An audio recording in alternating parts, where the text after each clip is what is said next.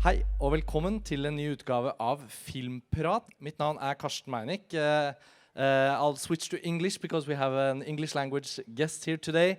We are meeting the Ukrainian director Roman Bondarchuk. Welcome to Tromsø. Thank you. It's great to have you here. You're here with two films actually, and we'll get to talk a little bit about both of them.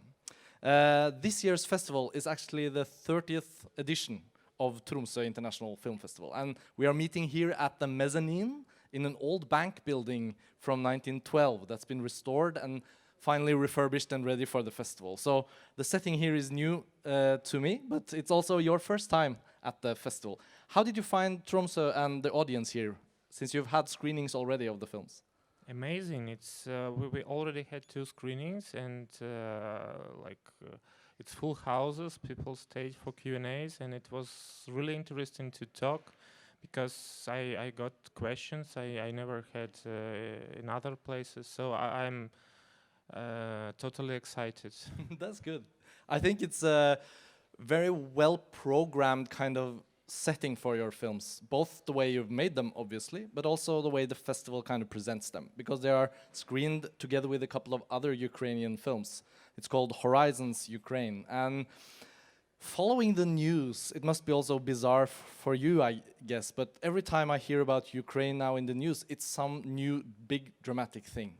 Tragic air crash in Iran, whatever the American presidents, talks with the Ukrainian presidents on the phone with, and then with all the years of war that you've endured recently. But looking at Ukraine through films and your films, I get a much better view of the actual people and the actual country. And we need to start talking about the first of the films. It's a 4-year-old film, a documentary called Ukrainian Sheriffs. And I think cinema can be really useful to get the real picture, or at least the perspective on something that might just be headlines. I think for a lot of Norwegians or people in Tromsø, Ukraine is something we hear mostly about in the news. So the way the festival wants to use your films is to kind of get us into the country. And you've started out as a documentary filmmaker, but the other film we'll talk about, Volcano, it's a fiction film. So we need to talk a little bit about that transformation. But the Ukrainian Sheriffs, where did that project start? We meet these 2 policemen, that's not real police.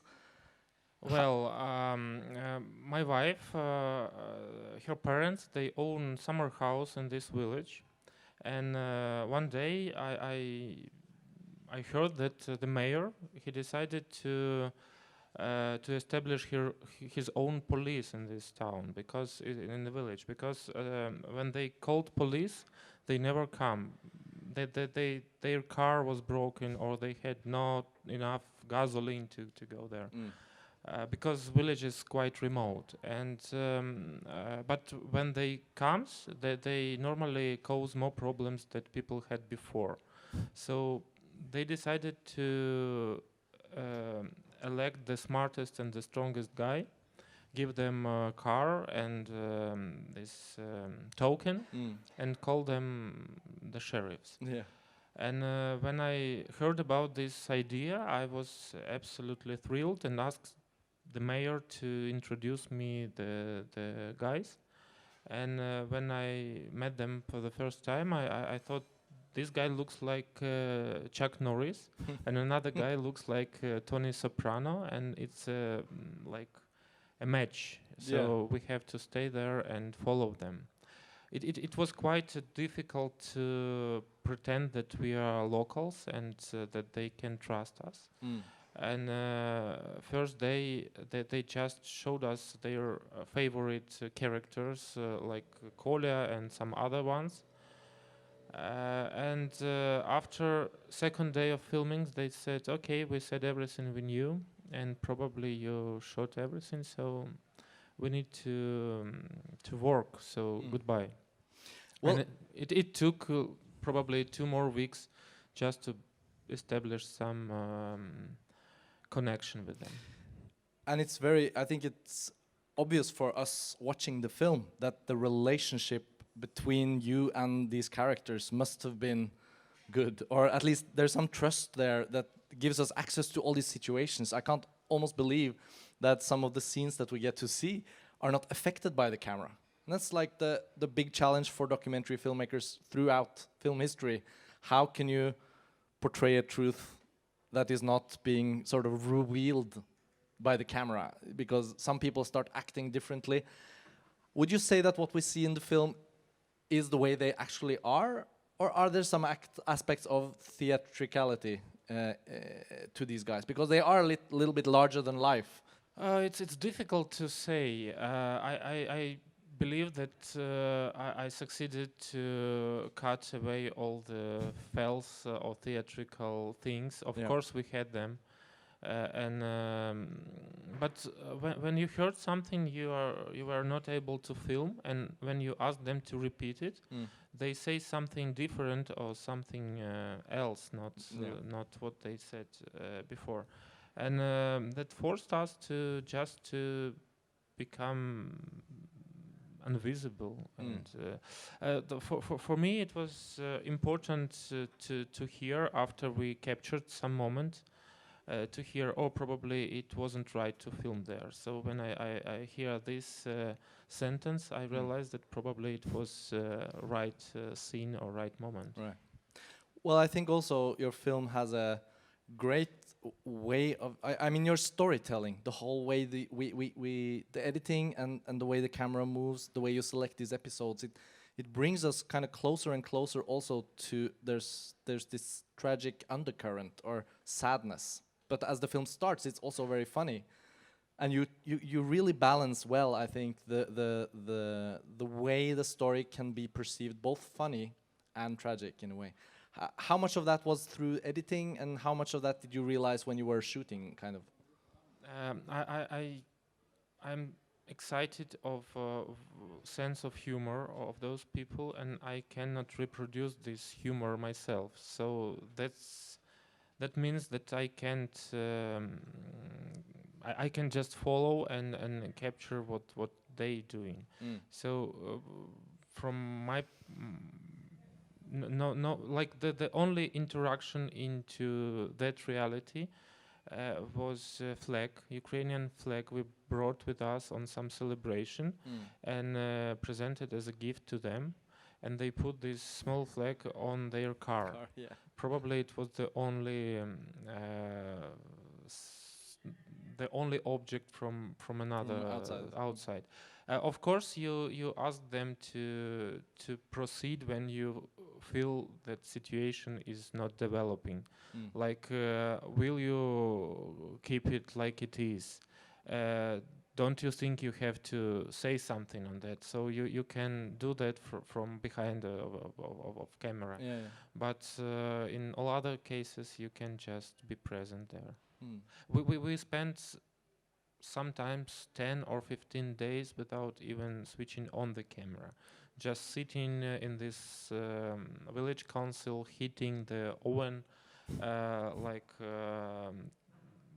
talking and waiting for things to happen. Was it a small crew as well? I imagine you were not that many people. Yeah, it was me and sound designer to record sound, and it was very important to have microphones on them.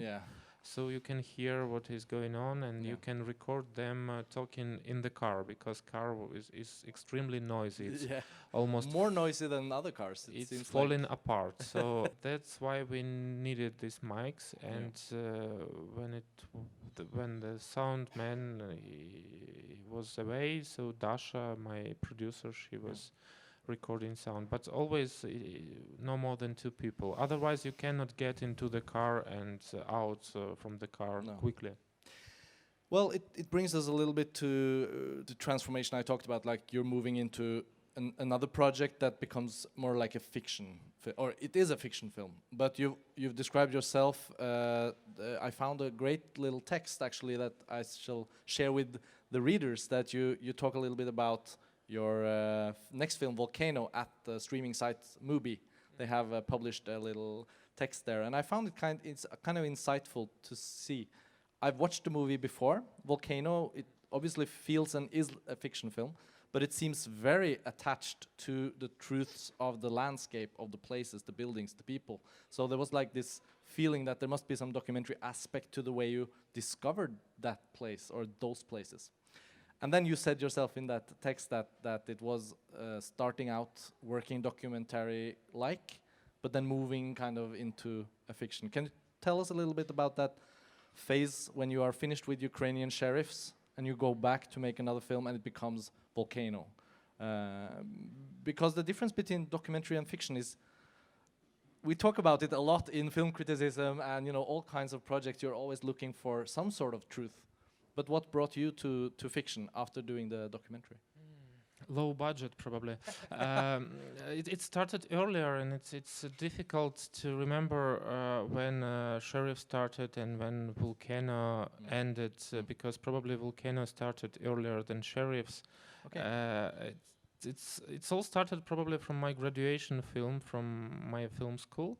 It's called Taxi Driver, and back then we had nothing but old black and white film and a very old 35mm camera and nothing else. And I decided to bring the camera and a film and go to my native town, Kherson, on the south of Ukraine, collect local stories, choose the most inspiring ones, and build the story out of real stories, and force people to perform themselves in this short. So you didn't use actors? I have no money to invite them, and it was like far away from the capital. Okay. And me and my cinematographer, we went there, and in 3 months we produced the film from the scratch, a 20-minute film. And this method of dealing with reality, when you have real story, you have to choose the most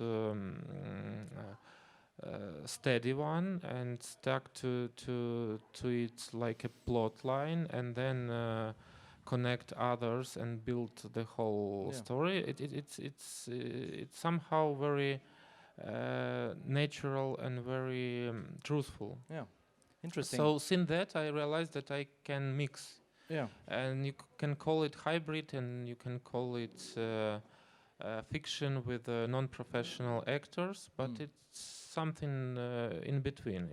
It's. What year was this? When did you finish your exam film? 2005, something like that.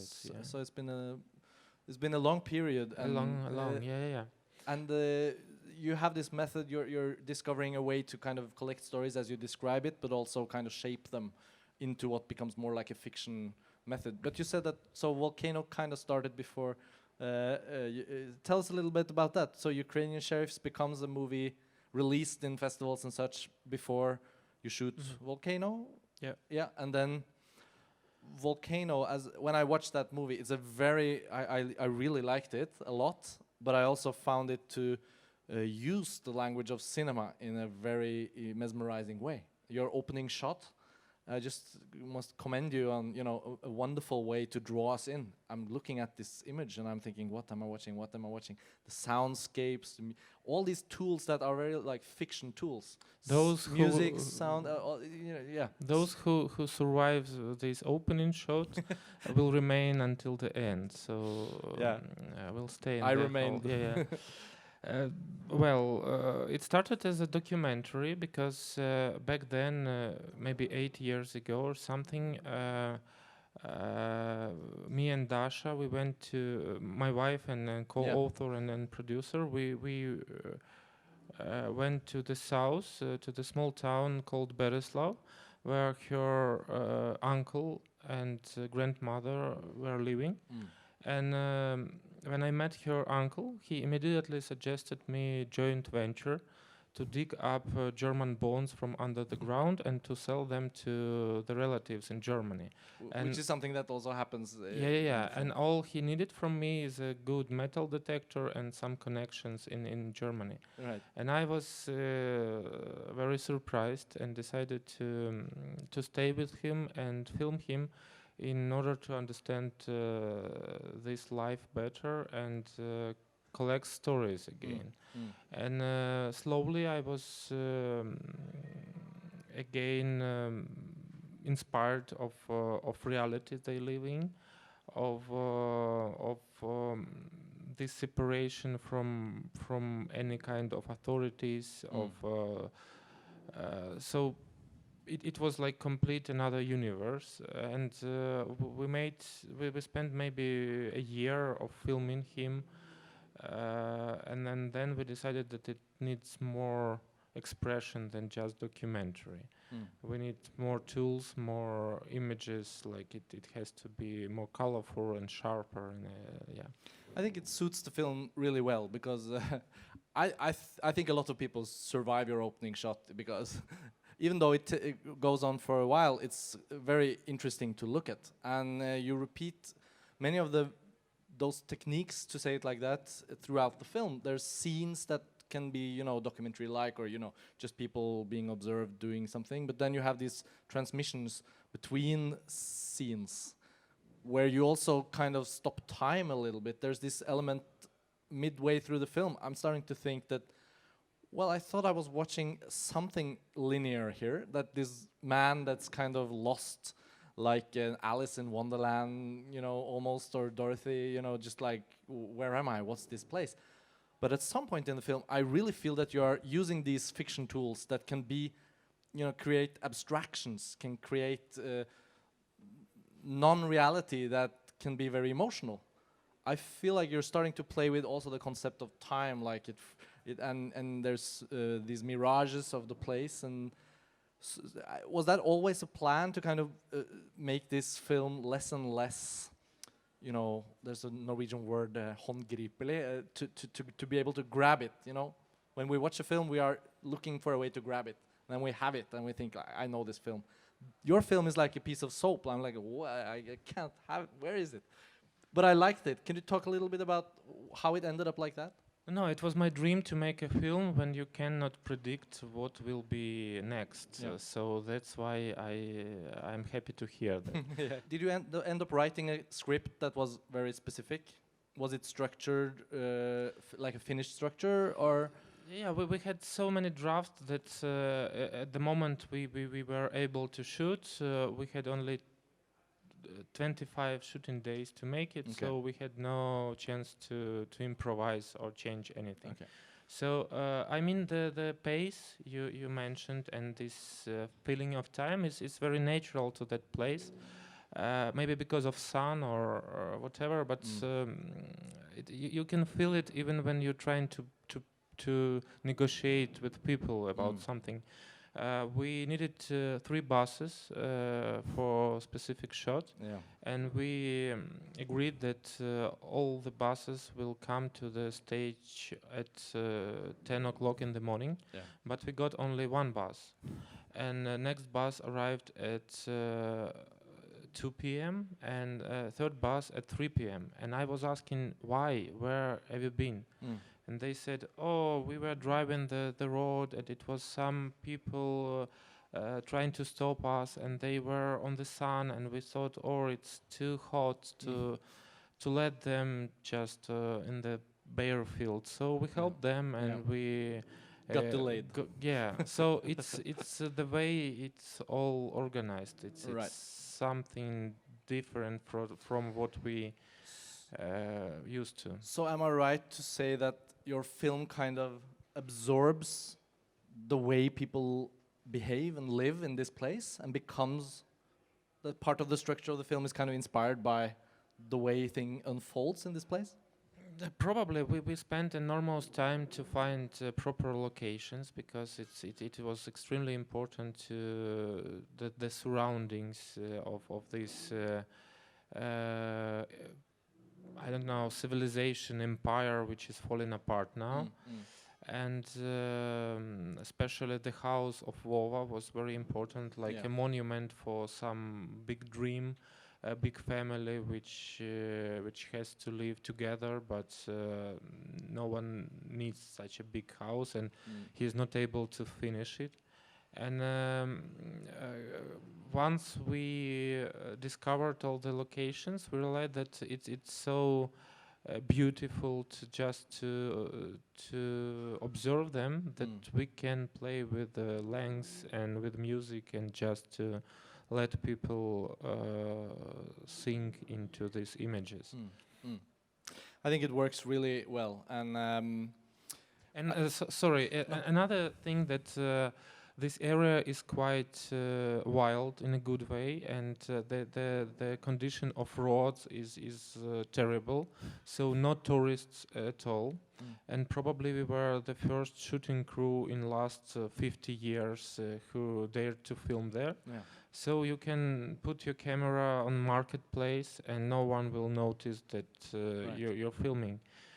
We had the episode with glue and the two main characters, or our main character and this man who is looking with the metal detector. Vova.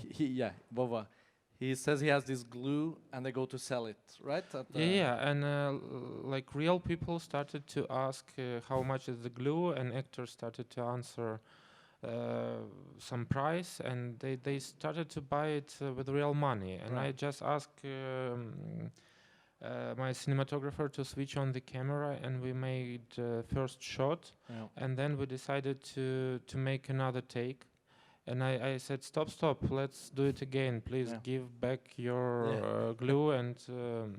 And people refused to give the money back. They said, we were looking for this glue since 1995, and we have unrepaired shoes, so no way. No. So we had only one shot of this glue. What was the glue? Was it like the production designer found something, or? Unfortunately, it was just a plastic pieces. Yeah, all right. But we earned some money for lunch for the whole crew. Perfect. It's an interesting example of what we have been talking about, reality and the sort of the fiction world kind of going together. I need to kind of move us into the last part of our conversation. I think there's two elements I felt I wanted to ask you about. I don't know how important they are to you, but one thing is, as a Ukrainian filmmaker, in this period, like your exam film is 2005, now we're 2020, it's 15 years, but you couldn't know, of course, but the way new Ukrainian history or contemporary Ukrainian society, with everything that's happened from revolution to war to all these things, the relation between Europe, Russia, everything that's been happening in the big picture, how much of that has affected you as a filmmaker? One thing is as a person living in Ukraine to see our country going through all these things, but it is there in both of these movies, but you never address it very concretely. There's scenes where you hear about there's a war going on, there's some soldiers that are being celebrated, or some young boys being in the documentary. There's the scene where they are recruited to go to. How much of what was happening in Ukraine has been affecting your films very concretely, or were you attempted to make a film that more directly addressed the political situation? Maybe because I'm making my films for such a long time. I never think about this political context at the beginning. I'm always following people, and then some adventures or some situations always uncover their relations with state and with the outer world. And I'm trying to film on the south because I was born there, and my family still live there. Is it in the Crimea? It's near to Crimea. Okay. It's like mainland of Ukraine next to Crimea, and now it's quite. You can feel this tension that something wrong is very near. You know, all the checkpoints, all the military vehicles, helicopters, everything is like flying above you, and you can feel the fear that this invasion can go further, and that makes my work even more important, I think. To tell about these people and this land. It's very interesting because I was going to mention that a couple of other Ukrainian filmmakers that we've been watching films from, like Loznitsa, he's been addressing everything very concretely. I watched his film Donbass. I think it's some of the thing in that movie, I couldn't really understand it, but I understood that he was talking about something that was Ukrainian or specific to the political situation. But I found it to be interesting when I saw your films, that you have a totally different approach to how to portray what's going on right now. And a filmmaker like, what's his name, Slavoj Špitsky, I saw his first film, it's very powerful, but it's also like not about necessarily what's going on. So I think the fact that we are watching Ukrainian films in this section with your two projects as part of it here in Tromsø, it gives us that chance, as I talked about in the beginning, to look at Ukraine as something else than just the headlines. I'm really interested to keep following you as a filmmaker and see what you're making next. Just before we started recording, you told me a little bit about why your next project is delayed, also due to the political shifts. But when your next film is being made, what do you expect to be looking at? Are you going back to the same areas? Are you going to portray something different? Yeah, I think I'm moving from a small village to some bigger town, and now I'm ready to film in regional center on the south called Kherson. Yeah. And after, like when I finished school, I worked in a local newspaper.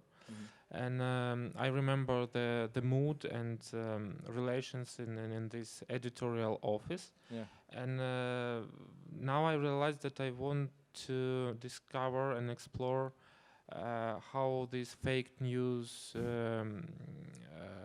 appearing and why. Yeah. So how this information comes from and who is responsible for. So I hope it will be more comedy than drama, but we'll see.